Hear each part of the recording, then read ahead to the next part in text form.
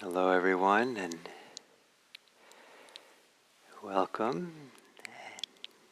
And I'm quite happy to be back here after being gone for a week. And grateful for David Laurie who taught for you all last week. So I was on a retreat, teaching retreat, which was quite lovely at our retreat center in Santa Cruz. So I think probably most of you know that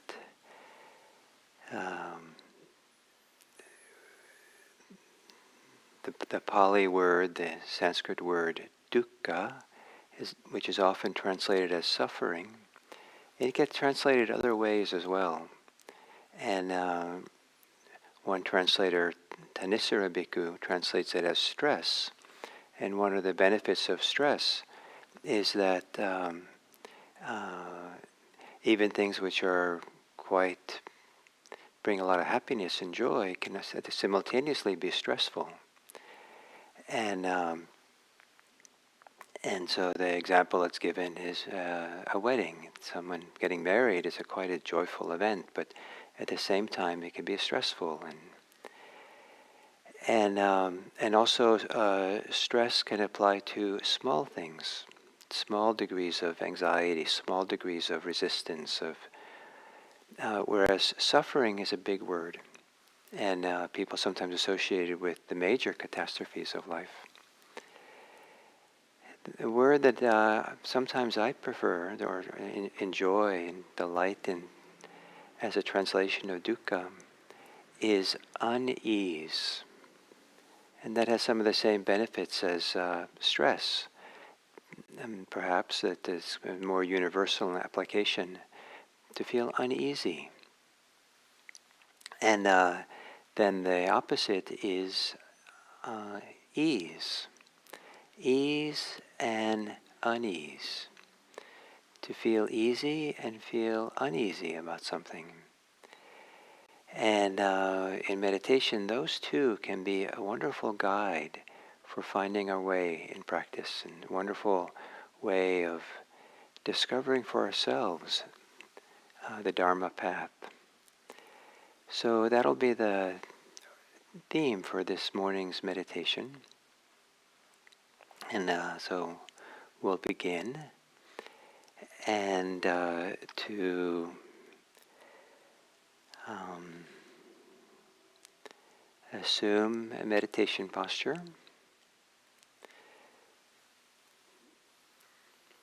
Or sometimes I like to say, enter your meditation posture. If you're familiar with a meditation posture, it can be kind of like putting on some comfortable soft clothes.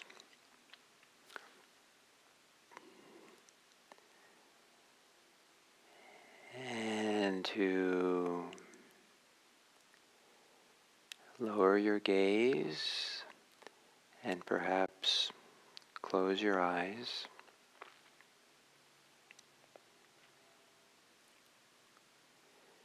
And to gently, modestly, take some deeper breaths that fills your chest, maybe even your belly expands. And as you exhale, to relax the body.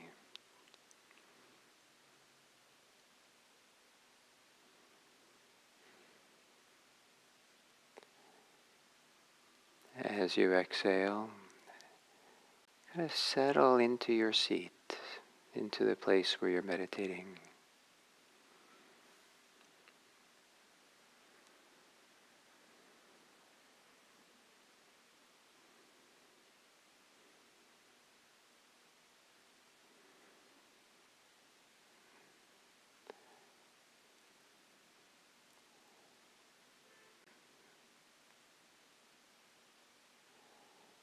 As you exhale, let the weight of your body be received by whatever holds the body up from the pull of gravity.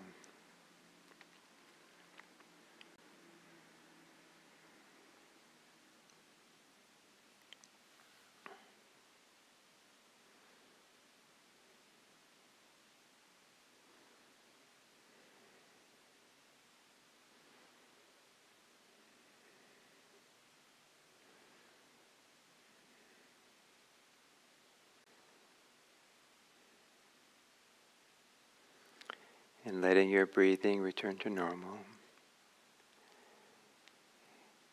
Continue to relax, relaxing your body with the idea that you're putting your body at ease.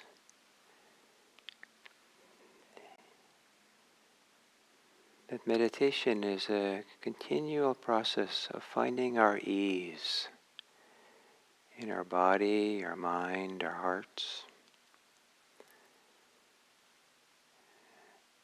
Maybe on the inhale to feel the muscles of your face. And on the exhale to relax the muscles in your face.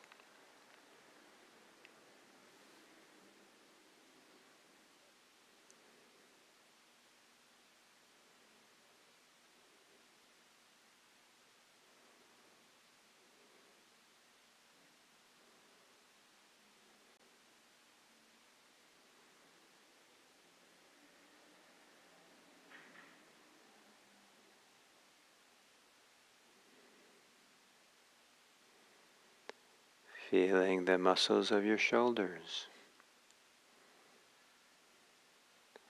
To relax your shoulders.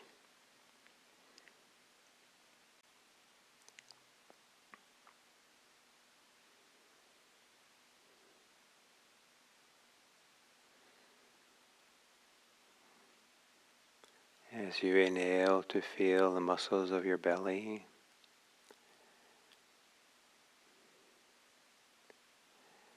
And as you exhale to soften the belly. Relax.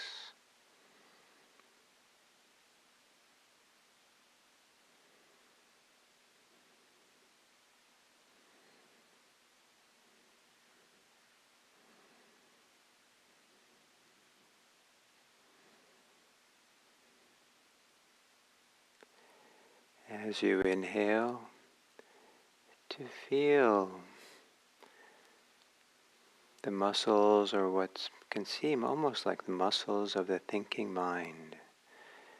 If there's any pressure or tension, contraction, activation associated with thinking. As you exhale, soften in the thinking mind.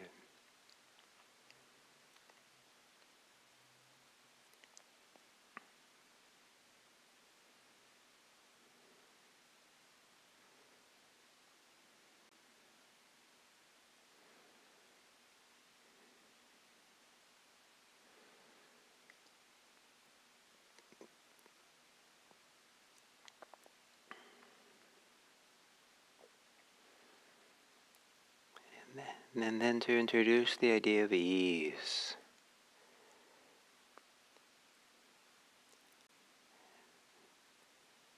To whatever easy way you can do so, set your body at ease.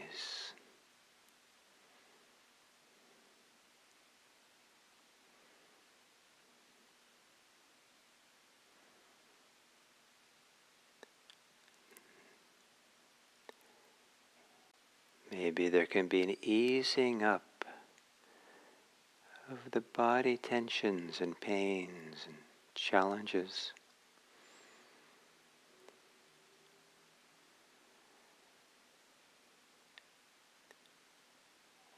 Easing up, being easy with how the body is.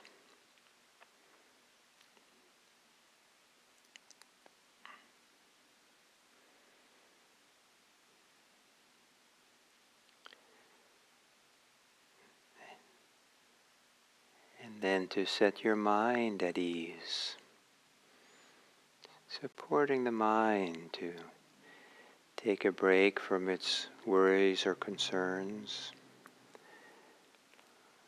giving the mind, the thinking mind, a chance to be at ease, being easy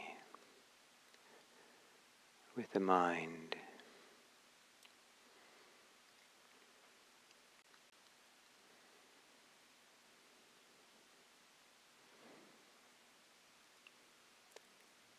And if it's easy enough, ease up, and easing up in whatever way the mind is.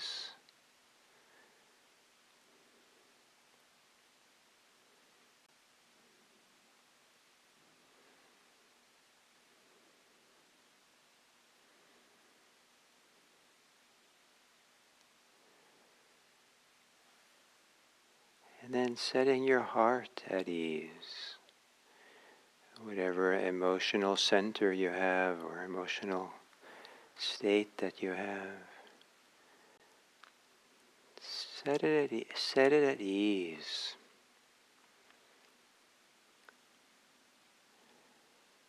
Or if it won't be at ease, ease up on it.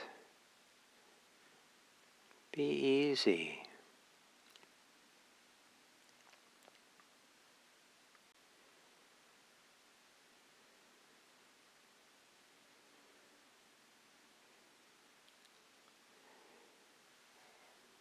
And then centering yourself on your breathing.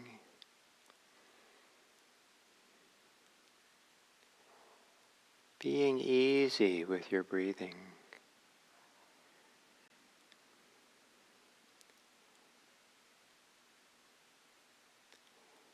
Easing up if that's helpful.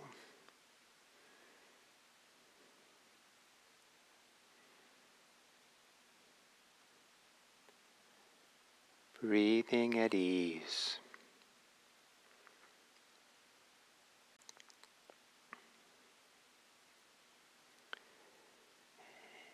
And then for the center of this meditation instruction, with whatever degree of ease or maybe calm that you have,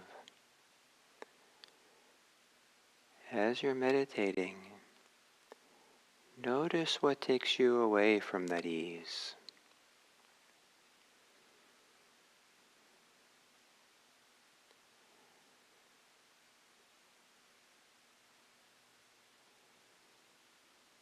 And when you're ready,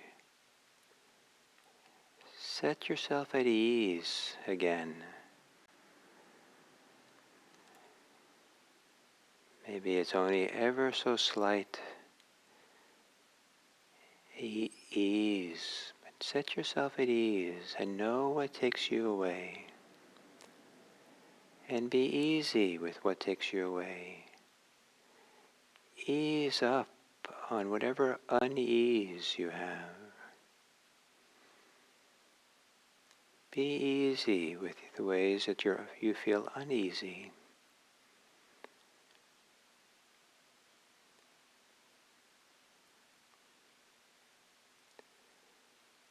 And as you breathe in and breathe out,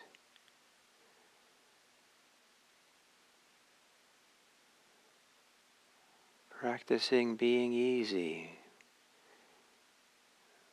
with whatever is happening.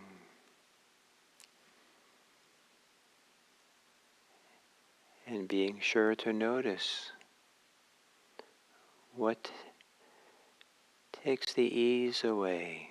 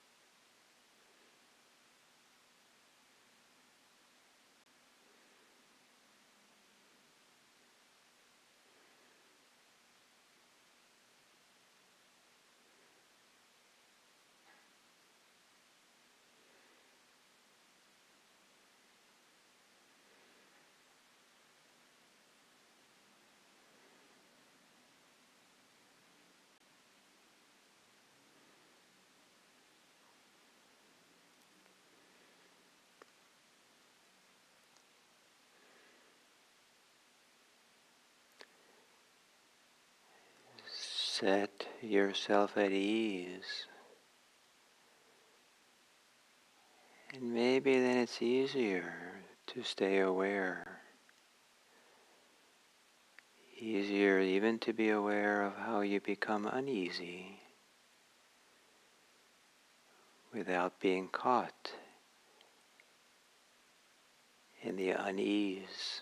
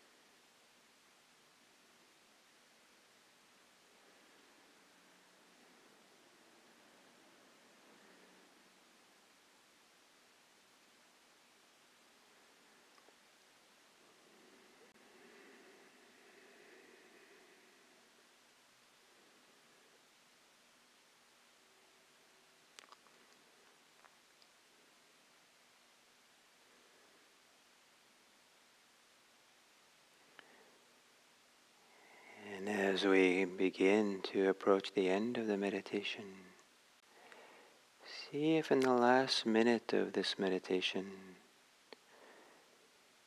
if you can set yourself at ease. Be easy with whatever is going on, whatever your meditation is like. Be at ease for the next 60 seconds.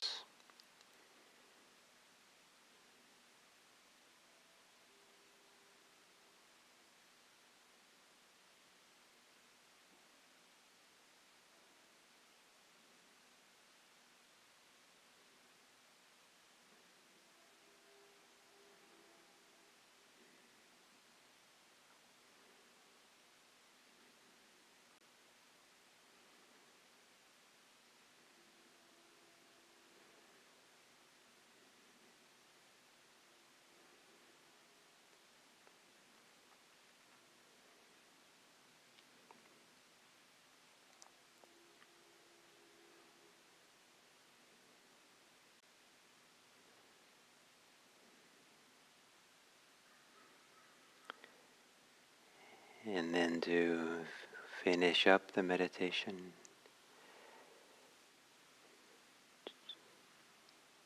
to direct your heart to take in the people in your life, your communities around you,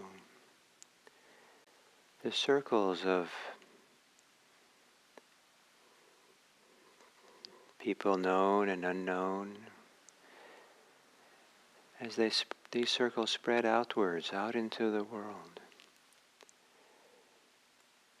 And may what you've discovered or touched into about ease in the meditation, may it help you to recognize how others are uneasy when they're not at ease. And may we be a safe presence for others. May we talk or be present in a way that supports others to be at ease.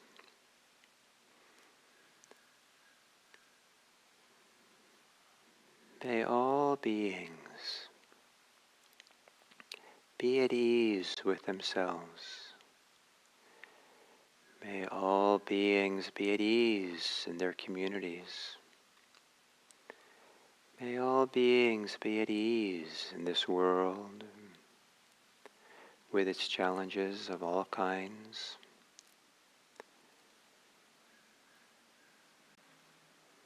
May all beings find enough ease so that they can be wise and clear about how to live in an uneasy world. May our living our life today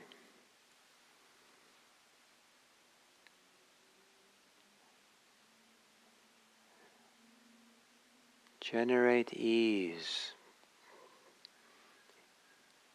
May our ease up the suffering of others. May all beings be free of unease.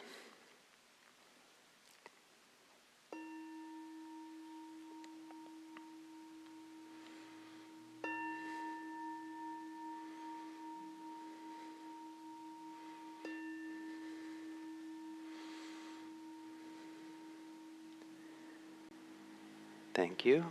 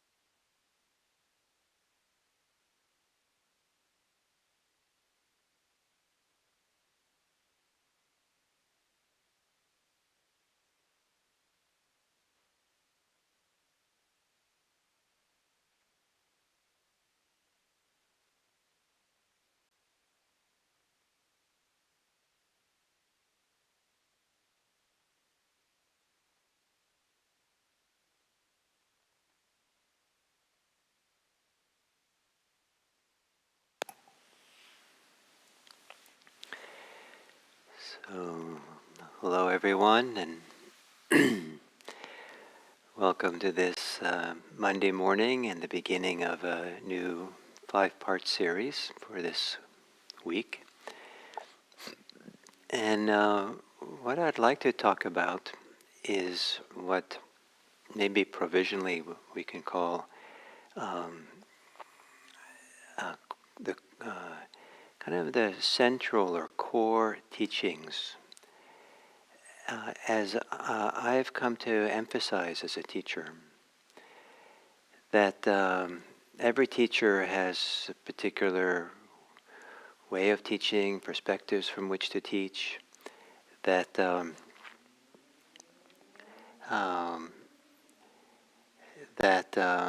maybe because of what works for the teacher or what they've seen supports other people, or maybe it represents some of the core values the teacher has. So as a teacher, I have ways that I teach, and I have kind of core or central aspects of my teaching, or assumptions, or underlying kind of premises that from which I teach or emphasize. So since some of you have been listening to me for a long time, I thought it might be nice for me to try to explain, at least for this week, 5 different kind of fundamental orientations that I bring with me as being a teacher in my teaching. And maybe some of you will recognize how I teach and why I teach what I do because of this kind of explanations that I'll give this week. So the one of the most fundamental orientations I have, which maybe comes as no surprise because it's in some ways it's emphasized a lot in Buddhism, is to focus on suffering, dukkha, and the end of it.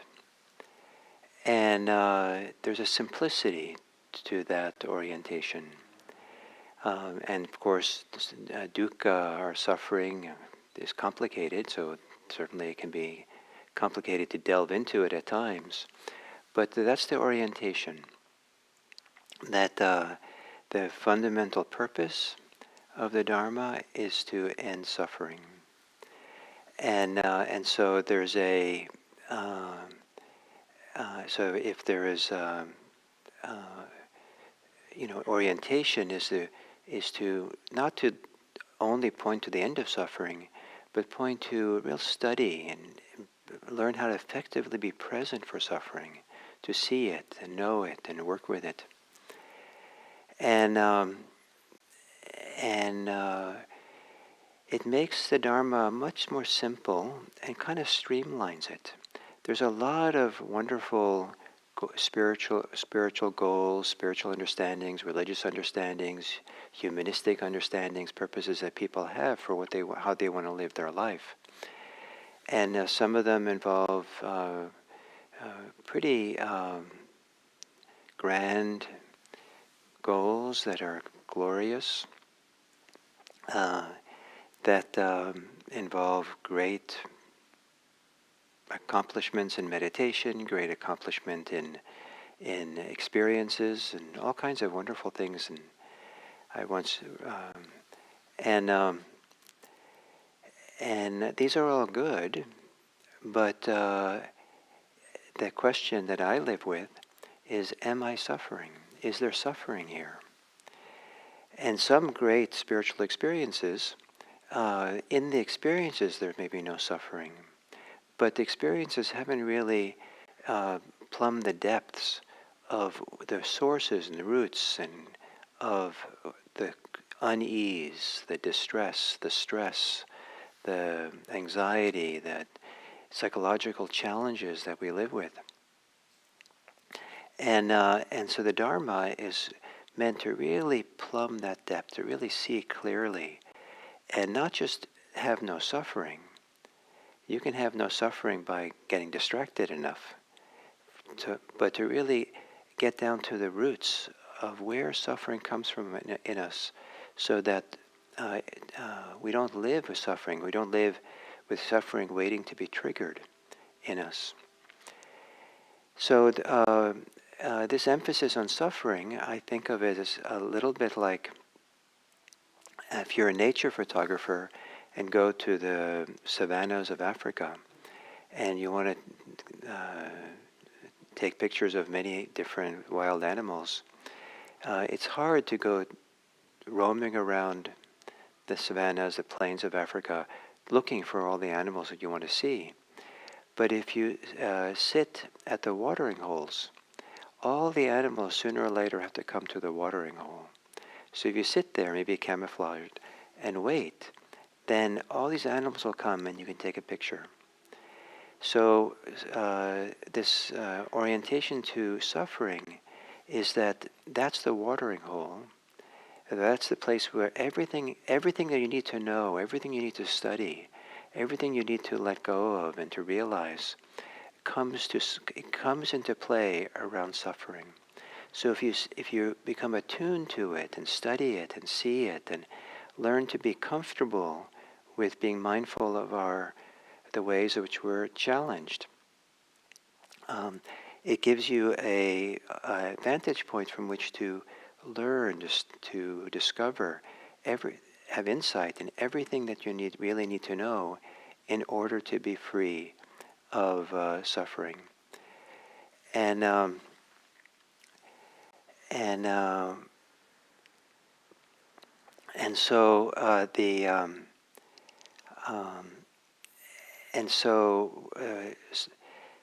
so one of the things that the orientation around suffering does is it puts the practice in the world of our direct experience.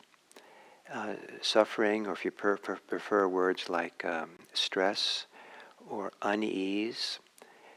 In the guided meditation, I introduced the translation of dukkha as unease. Sometimes I've seen translators spell it with a hyphen, dis-ease. And that has its evocative, suggestive ideas that dukkha is a kind of a disease that we have. And so it's put us, focusing on suffering puts us in our direct experience. That's where we want to be, and does not put us in the books to read about Buddhism. Being a bookstand Buddhist who reads all the time, ideas are wonderful and inspiring. Some people get very calm and inspired and have wonderful experiences reading, but sometimes it's only, doesn't go deep inside. It doesn't sustain us. The idea is to read the book of our own hearts. And so when we remember that we're looking at suffering, not to suffer better, but to find an alternative, a healthy alternative to suffering, to find the resolution of the suffering, the dissolution of our suffering. And so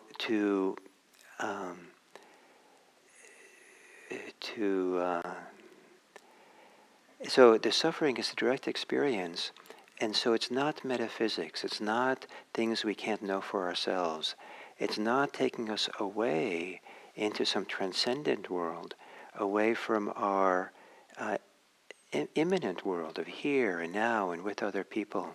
It puts us right in the human world, where we can do the work of really seeing and being with what is. So the fundamental question I ask myself as I go about my life is, am I suffering? And if I am, then I stop. So the bumper sticker that I would have maybe is, I stop for suffering. If I don't feel the suffering or don't recognize I'm suffering, then I'll continue what I'm doing if it doesn't cause any harm. And it makes it very easy. There are people who have other goals for their religious life, spiritual life, and they feel that these other goals are grander, more wonderful, more important than simply the ending of suffering. And that's fine. But my hope is that first, or in addition, they're also working to really uproot their own suffering. It's one of the great goals of life to discover the end of suffering. And whether that, some people might see that as being a lesser goal, maybe it's a modest goal. Maybe there's fantastic things to do in life and experience in life that are better and greater than the end of suffering. But at least do that. Let that be the foundation by which you do everything else. And then it isn't suffering that's motivating to get away from suffering or try to solve suffering indirectly or to bypass it that drives higher goals in this. So for me, I've discovered that one of the most ultimate things we can do is come to the end of suffering. And this practice of insight is the practice that I've seen for me has taken me to the end of suffering in such a clear and dramatic and full way that I know nothing else that does this good and direct job, because it's really addressing it directly. And so for me, it's pretty ultimate kind of experience, ultimate purpose that I like to teach for and I like to live for. But it's not the only purpose. In the wake of the ending of suffering, there's more. There's the motivation from that to support other people. And I've dedicated my life from a particular moment I had in a Buddhist monastery to live my life for support, aid, guide, whatever I can do to help others get to the root of their own suffering and uproot that root to bring it to an end. And as I've learned to recognize that in myself, it has inspired me to support other people to do the same thing. It is possible to come to the end of suffering, and that by putting that at the core, or the center of Dharma practice, my teaching, the hope is that we're providing a direct way, the most direct way to do it without being distracted or caught up in sideshows that might be, have their own value, but can be a distraction from dukkha and the end of it. So that is one of my fundamental orientations, and with that,